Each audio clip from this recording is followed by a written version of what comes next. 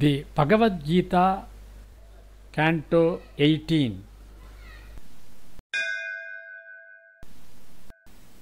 अथ अष्टादशोऽध्यायः। अर्जुन उवाच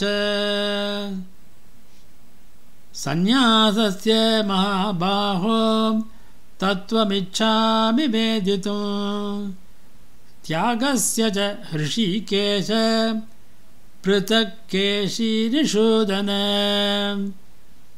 श्रीभगवानुवाच काम्यानां कर्मणां न्यासं सन्न्यासं कवयो विदुः सर्वकर्म फलत्यागं प्रागुस्त्यागं विचक्षणाः। त्याज्यं दोषवदित्येके कर्म प्राहुर्मनीषिणः यज्ञदान तपः कर्म न त्याज्यमिति चापरे।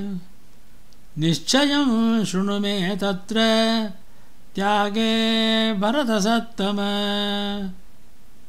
त्यागो हि पुरुषव्याघ्र त्रिविधः सम्प्रकीर्तितः यज्ञदान तपः कर्म न त्याज्यं कार्यमेव तत्। यज्ञो दानं तपश्चैव पावनानि मनीषिणाम् एतान्यपि तु कर्माणि सङ्गं त्यक्त्वा फलानि च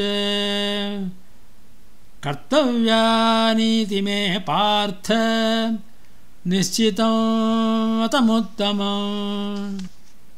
नियतस्य तु सन्न्यातः कर्मणो नोपपद्यते मोहात्तस्य परित्यागः तामसः परिकीर्तितः।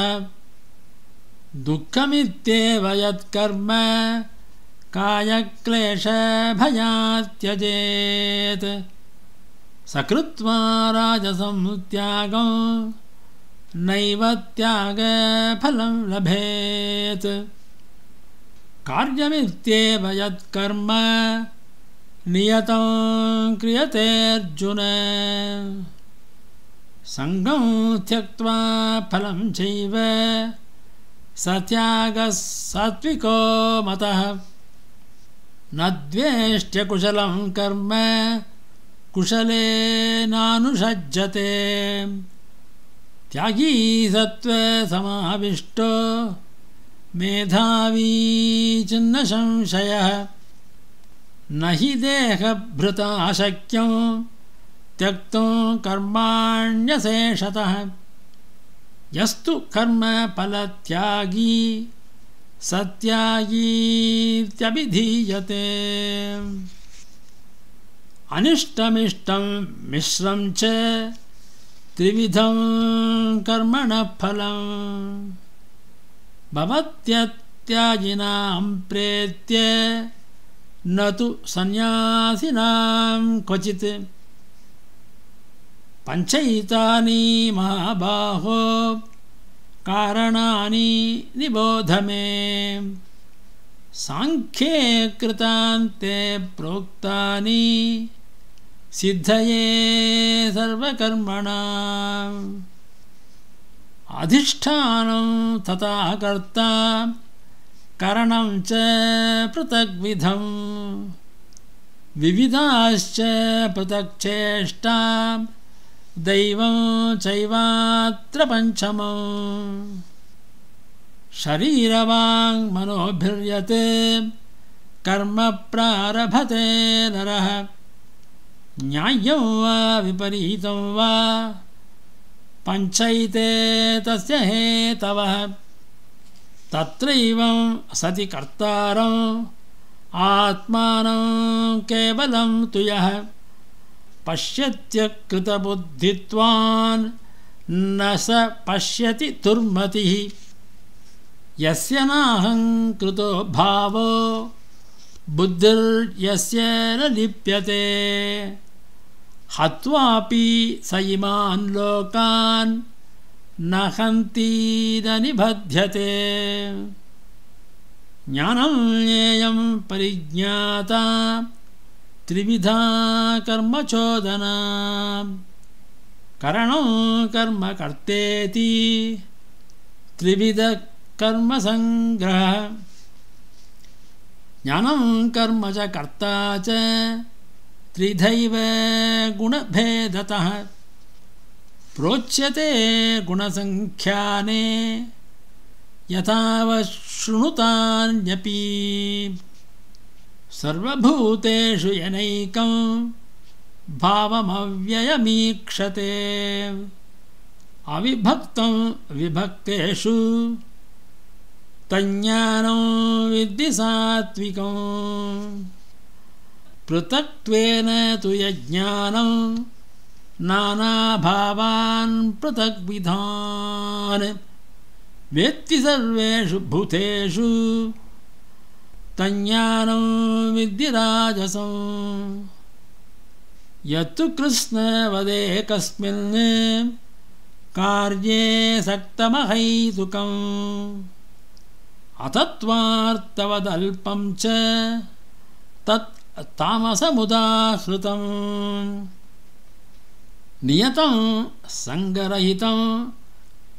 नियतं सङ्गरहितं अरागद्वेषतः कृतम् अफलप्रेप्सुना कर्म यत्तत् सात्विकमुच्यते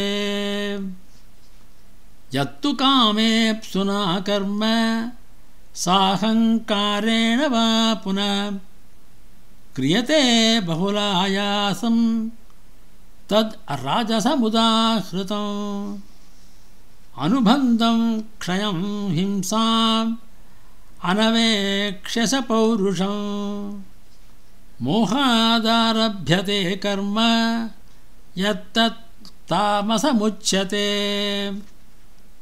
मुक्तसङ्गो नहं वादी धृत्युसाहसमन्वितः सिद्ध्यसिद्ध्योर्निर्विकारः कर्ता सात्विक उच्यते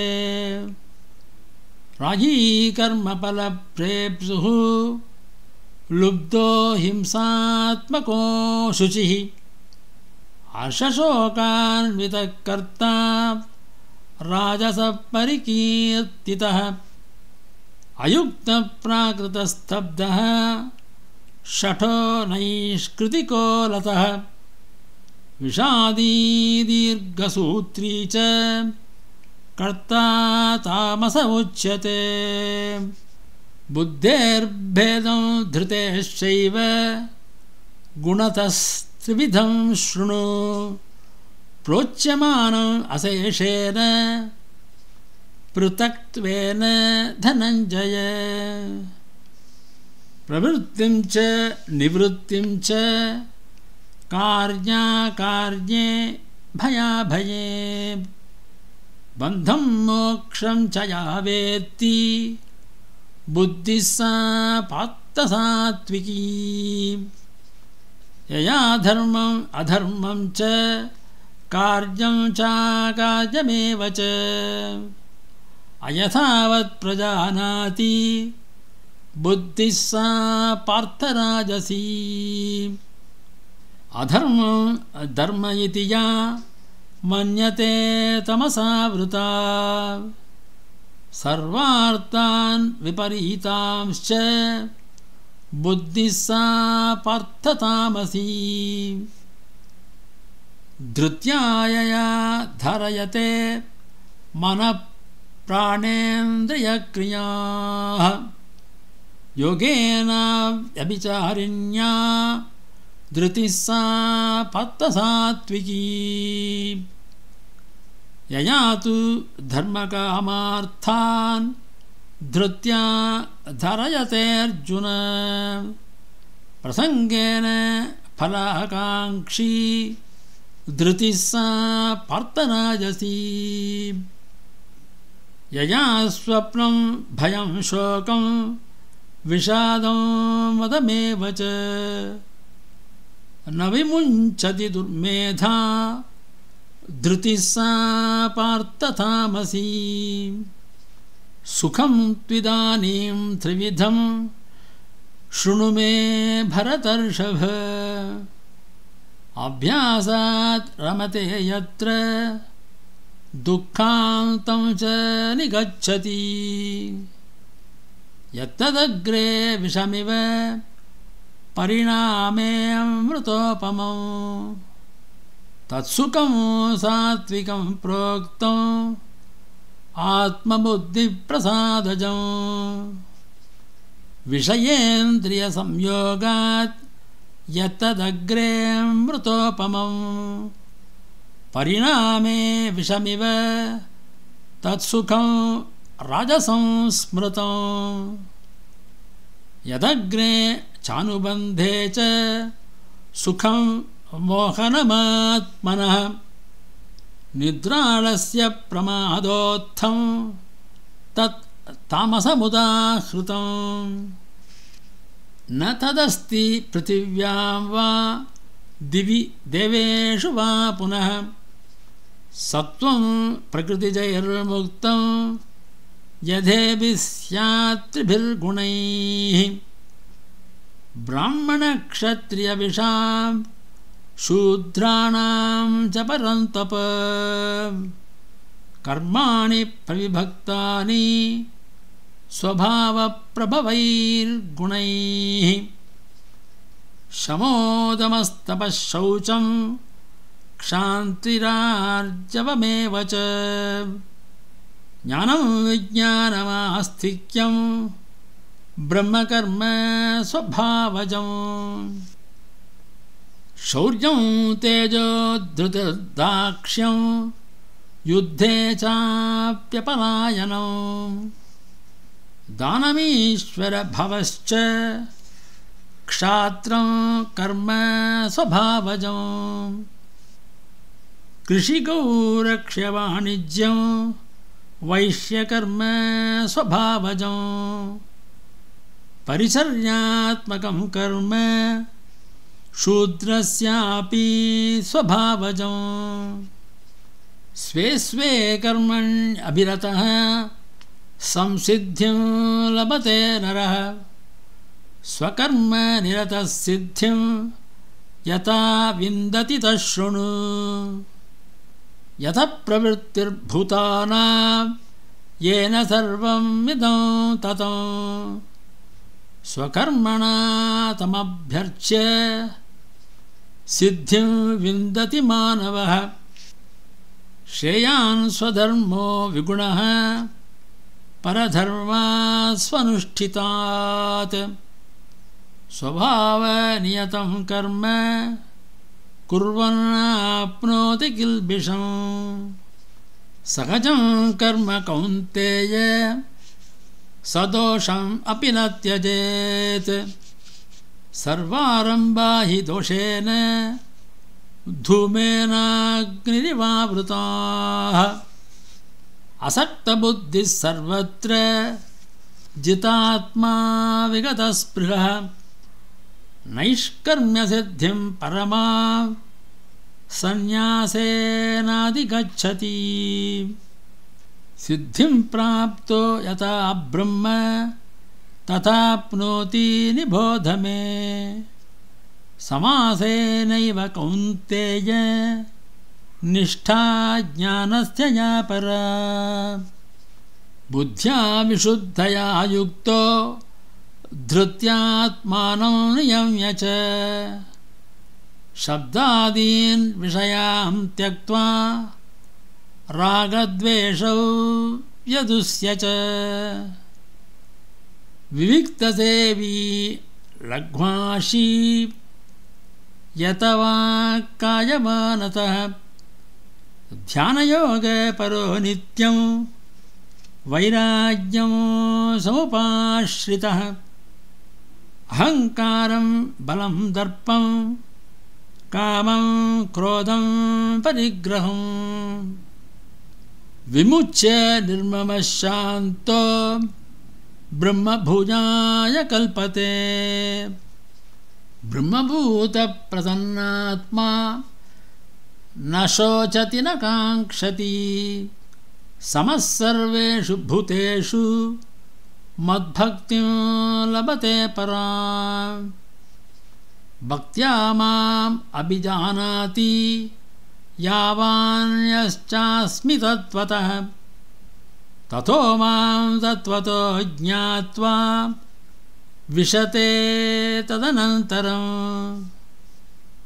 सर्वकर्माण्यपि सदा कुर्वाणो मद्व्यपाश्रयः मत्प्रसादात् अवाप्नोति शाश्वतं पदमव्ययम् चेतसा सर्वकर्माणि मयि सन्न्यस्य मत्परः बुद्धियोगम् उपाश्रित्य मच्चित्तः सततं भव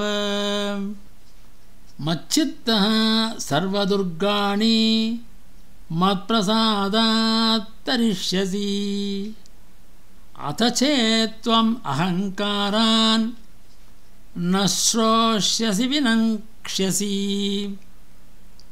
यदहङ्कारमाश्रित्य न योत्स्य इति मन्यसे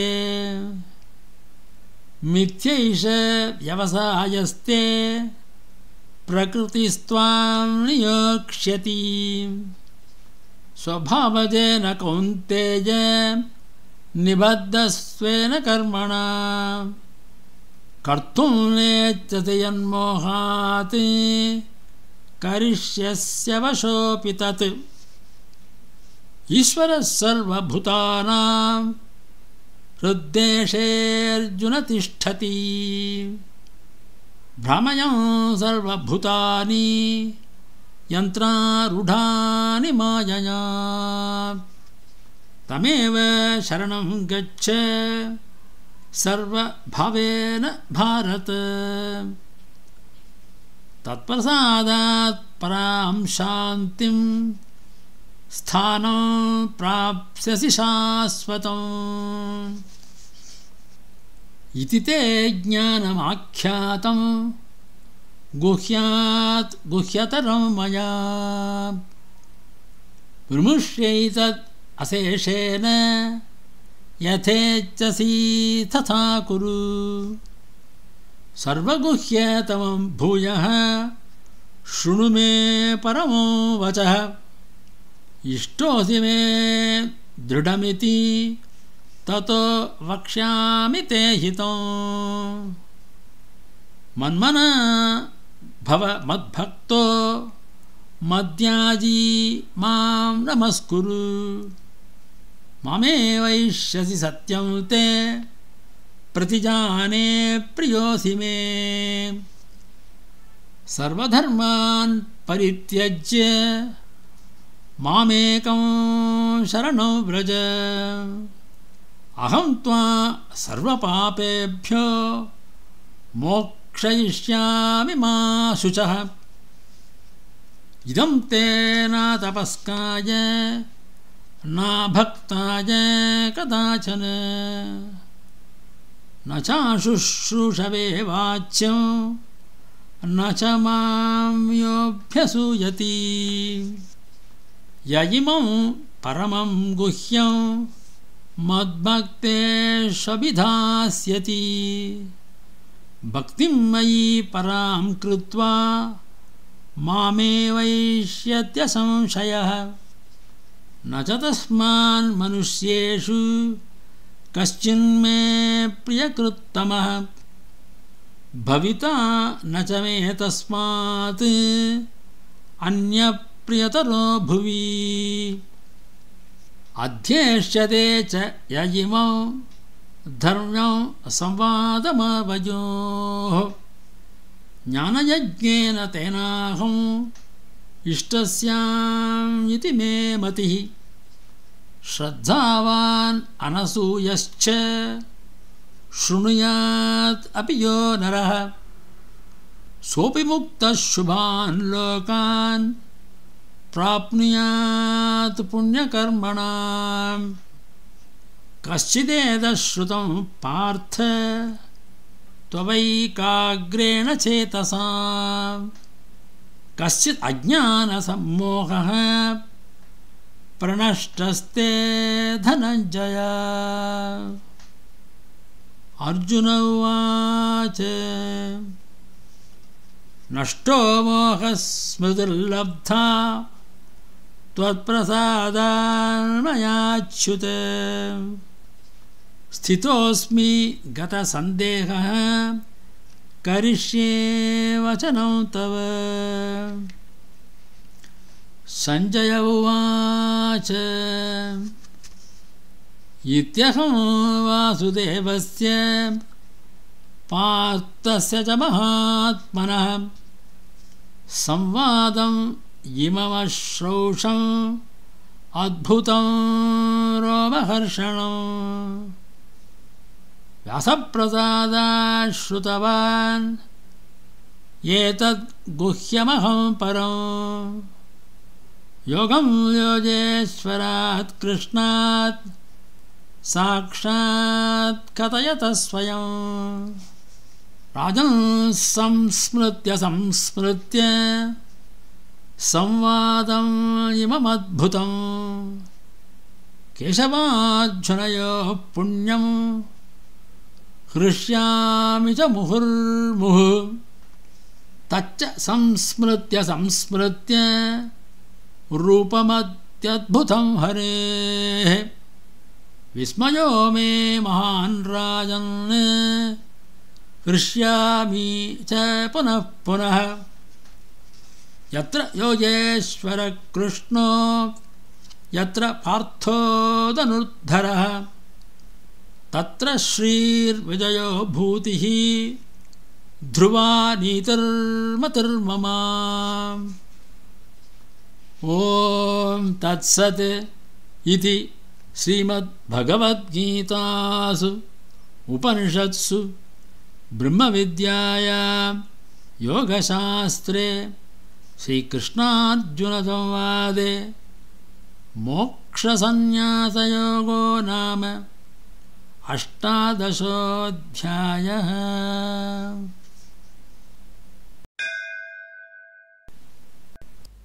कायेन वाचा मनसेन्द्रियैर्वा बुद्ध्यात्मना वा प्रकृते स्वभावात् करोमि यद्यत् सकलं परस्मै नारायणायेति समर्पयामि।